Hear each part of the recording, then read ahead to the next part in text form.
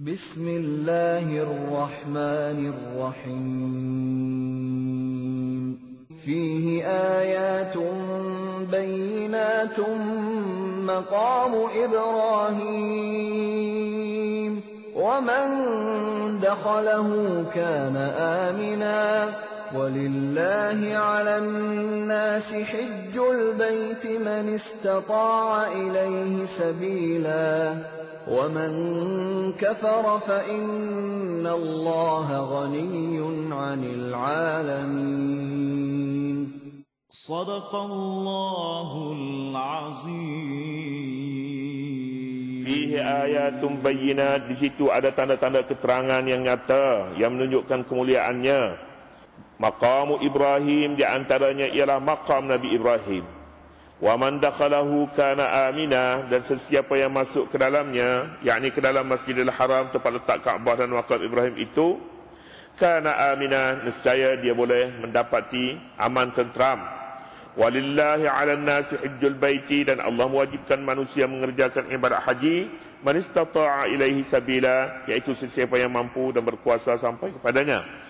Wa man kafara fa innallaha ghaniyyun 'anil 'alamin, sesiapa yang kufur, yakni ingkar akan kewajipan ibadat haji, maka sesungguhnya Allah Maha Kaya, tidak berhajat ke sesuatu pun daripada sekalian makhluk.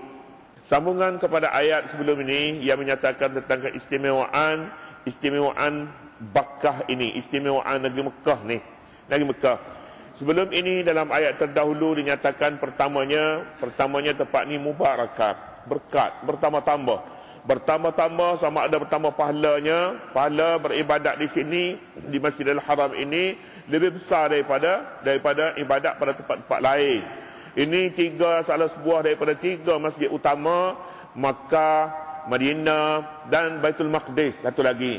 Antara ketiga-tiga ni dikatakan inilah masjid yang paling yang nombor satu. Yang keduanya Madinah. Ada setengahnya kata Madinah nombor satu. Bagaimanapun Baitul Maqdis yang ketiga. Yang dua ni dia ada istimewa masing-masing.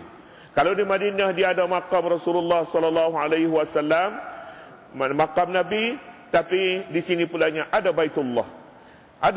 Jadi tak bolehlah nak kata mana-mana pun sama-sama istimewa.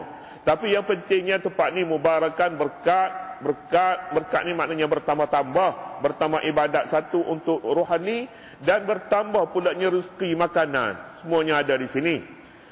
Mubarakah, yang kedua pulanya hudan lil alamin, petunjuk bagi sekalian umat manusia. Ini Baitullah ni sejak daripada zaman jahiliyah dulu lagi. Sebelum kebangkitan Nabi Muhammad, orang jahiliyah dia buat kerja haji juga. Tak kiralah cara mereka buat kerja haji itu macam mana. Mereka berbogel, kemudian bertawaf. Tapi sedikit sebanyak, Kaabah menjaga akhlak orang jahiliyah. Kaabah walaupun amal ibadat yang dia lakukan itu salah, tapi sedikit sebanyak akhlak mereka terkawal. Dengan sebab adanya Makkah ini, adanya Baitullah ini. Seluruh dunia ini artinya makam ini bukan hak untuk satu kumpulan seperti mana ajaran dalam agama Yahudi, segala-galanya dimilik hak puak-puak Yahudi. Tapi ini Baitullah untuk seluruh dunia. Seluruh dunia berhak sebenarnya untuk datang ke sini dan melakukan kewajipan ibadat haji. Kemudiannya fihi ayatun bayyinat, ini yang keempat. Yang pertama mubarakah, keistimewaan Baitullah ini. Yang kedua hudan lil alamin. Ketiga fihi ayatun bayyinat. Di sini ada tanda-tanda keterangan yang nyata yang menunjukkan mulianya kerana dia ada air Zamzam. Ada air Zamzam, telaga Zamzam yang menjadi yang paling baik antara air di muka bumi ini. Di sini tidak ada pada tempat lain sesuci air Zamzam dan sebaik air Zamzam ini. Satu.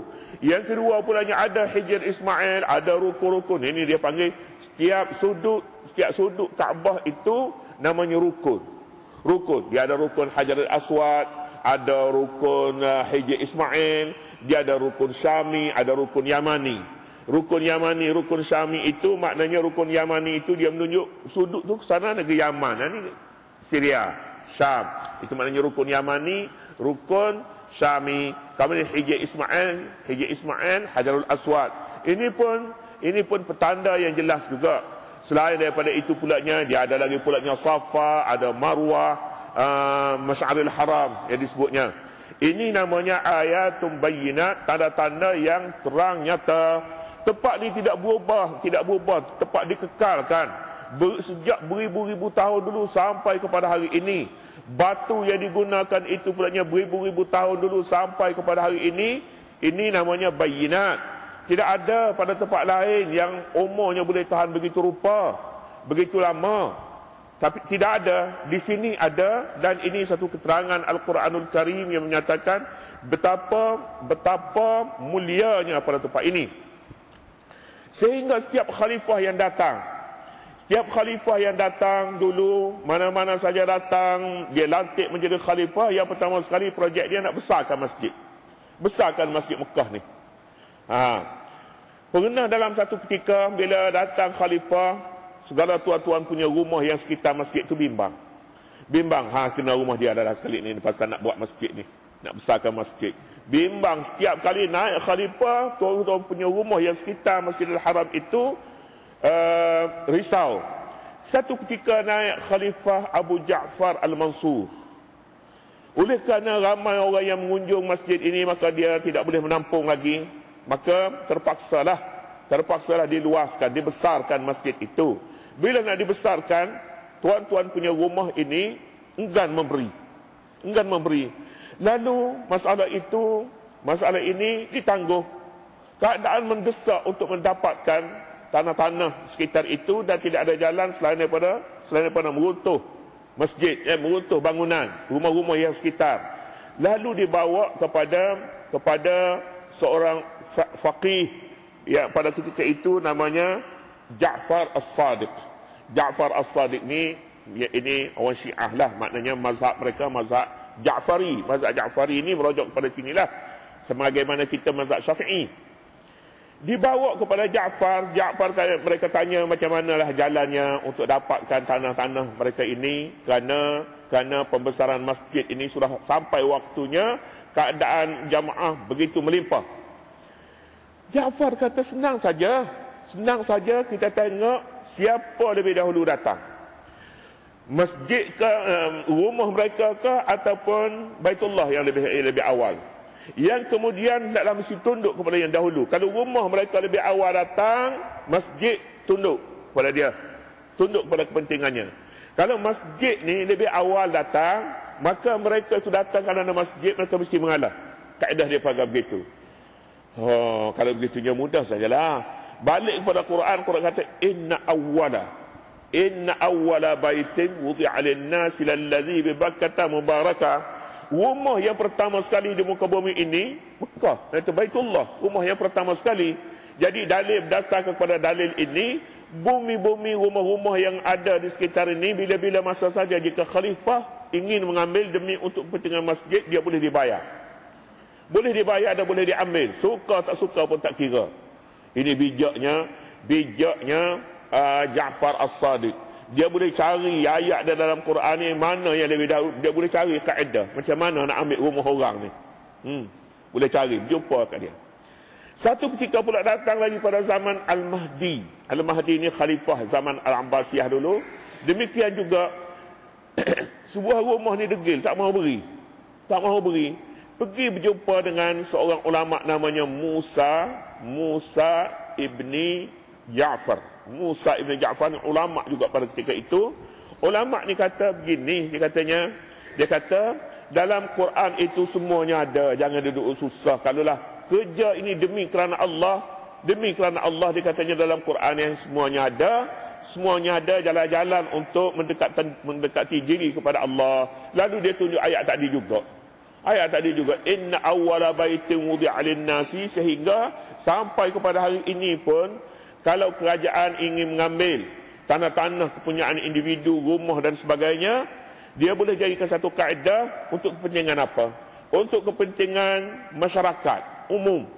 Tengok kepentingan itu, siapa yang lebih dahulu berada di situ, dia mesti tunduk kepada kawasan. Kepentingan rakyat lebih dahulu ke ataupun kepentingan individu? Ya. Kalau rumah tu dalam bandar dulu kat rumah dia dulu. Bandar dulu. Dia baru datang nak duduk di bandar. Rumah dia kena tunduk ke bandar. Bandar raya lah. Raya lah. Fihi ayatun bayyinat maqamu Ibrahim. Salah satu daripada bayyinat ni maqamu Ibrahim. Maqam Ibrahim ni yang salah satu daripadanya. Salah satu daripada tanda-tanda yang jelas bayyinat. Wa man dakhalahu kana amina, dan sesiapa yang masuk ke dalam Baitullah ini, masjid ini, nescaya aman dia. Kawasan ini kawasan aman. Kawasan aman, tak boleh berperang di sini, tak boleh berkelahi di sini, dan tak boleh segala-galanya nak buru binatang, merpati pun duduk di sini. Kawasan ini kawasan aman.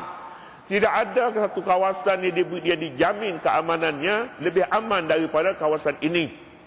Kawasan ini. Istihab keamanan itu dibuat oleh Al-Quran sendiri.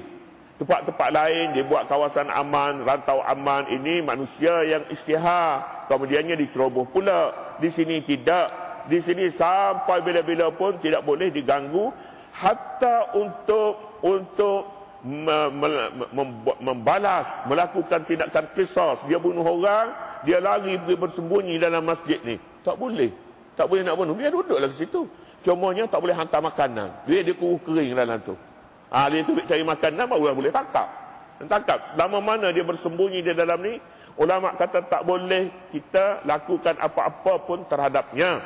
Cuma tadi tindakannya tidak boleh diberi kemudahan kepadanya. Yalah, kita dulu berkali ilmu ni orang pakainya, mak naik ke Mekah dia tak bawa pasport, tak ambil visa. Duduk dalam ni tak mau keluar. Tak mau keluar. Wa man dakhalahu kana amina. Boleh tunggu. Tunggu orang ni nak pergi makan mana. Nak pergi makan mana? Tunggu. Keluar kena tangkap. Setengahnya tokai-tokai dia tidak jawabnya. Bila jawab boleh, takbir. Allahu Akbar. Tak sudah semayat tu. Dan boleh tak pergi. Tak sudah semayat dia tu. Dia kira juga bawa rakaat pun tak kira. Sekarang ni dah tak ada lah peraturan manusia sebenarnya. Menipu ni setakat mana sangat. Bila ada orang tak bagi kerana tak ada visa, sebenarnya salah. Pergi keamanannya pun tidak memberi sebenarnya dari sudut ini untuk seorang tu ke Mekah dengan cara seumpama ini. Baiklah, kita pergi pada ayat ni.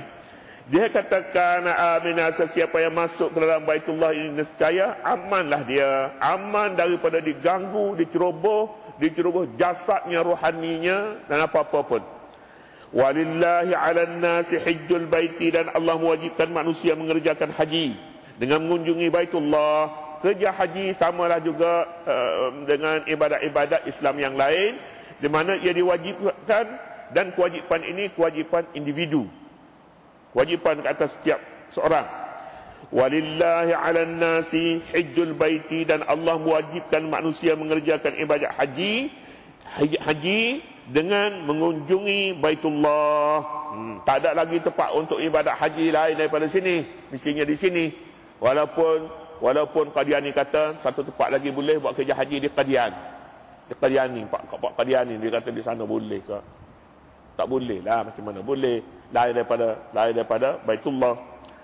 Man istata'a ilaihi sabila, iaitu sesiapa yang mampu dan berkuasa sampai kepadanya. Kewajipan ini pun bergantung kepada mampu tak mampu. Mampu kesehatannya, mampu belanjanya, jalannya, keamanannya, tempat tinggalnya, semuanya ini jika cukup syarat, maka wajiblah ke atas orang itu mengerjakan haji. Kalau dia tak buat kerja haji, macam mana? Tak buat kerja haji, ancaman berikutnya dikatakan waman kafara, dan siapa kufur. Tak buat kerja haji, kalau dia ingkarkan ibadat haji, sedangkan dia mampu, boleh pergi jalannya, tempatnya, belanjanya, semuanya dia boleh, tapi dia ingkar, kafara. Waman kafara, sesiapa yang kufur, ingkar. Sama ada kufur ini kufur agama, kalau dia menafikan kewajipan itu sedangkan dia mampu, ataupun kafara ini ingkar, tak pergi. Dia tak pergi, tapi dia rasanya dia tidak ingkarkan wajib ibadat haji. Dia percaya sembahyang itu wajib, tapi dia tak sembahyang. Ini masalah yang kedua. Ini berdosa. Tapi kalau orang itu ingkar terus, hukumnya dia kata tak wajib, murtad. Tapi kalau jika dia tidak mengerjakannya sedangkan dia tidak menafi hukum wajibnya, ini dosanya besar. Demikianlah juga dengan ibadat haji. Fa innallaha ghaniyyun 'anil 'alamin, maka sesungguhnya Allah Maha Kaya, tidak berhajat ke sesuatu pun daripada sekalian makhluk. Ayat ini membayangkan ibadah haji ini boleh mendatangkan banyak faedah kepada manusia sendiri. Manusia bila bertaubat ni, dia bertaubat di Mekah. Dia suka sekalian langgarnya, dia takutnya marah di Kaabah. Bila bertaubat kat sini, ramai orang yang bertaubat daripada merokok, tak mau merokok lagi. Bertaubat di rumah tak jadi. Pergi taubat di depan Kaabah. Balik tu takutlah dianya nanti pulaknya marah di Kaabah lah apalah. Jadi. Ni bertaubat di rumah tak jadi. Jadi banyak, itu sebagai salah satu daripada contohnya. Tempat ini pula selain daripada berfaedah bagi orang yang ingin bertaubat, mengerjakan ibadat, tempat ini juga merupakan tempat mustajab doa. Jadi kalau begitunya, barang siapa yang tak mahu cari pada tempat ini, maka faedahnya tidak pulang kepada Allah. Rugi kepada seorang itu. Rugi dari sudut ibadatnya, dari sudut jiwanya, dari sudut kedudukannya, semua sekali rugi. Jadi oleh kerana itu, pergilah buat kerja haji ini, carilah faedah yang ada di sini. Faedahnya untuk kerohaniannya dan untuk membina dirinya menjadi seorang muslim yang sempurna. Kemudian seterusnya, qul ya ahlal kitab lima takfuruna bi ayatillah. Wallahu subhanahu wa ta'ala.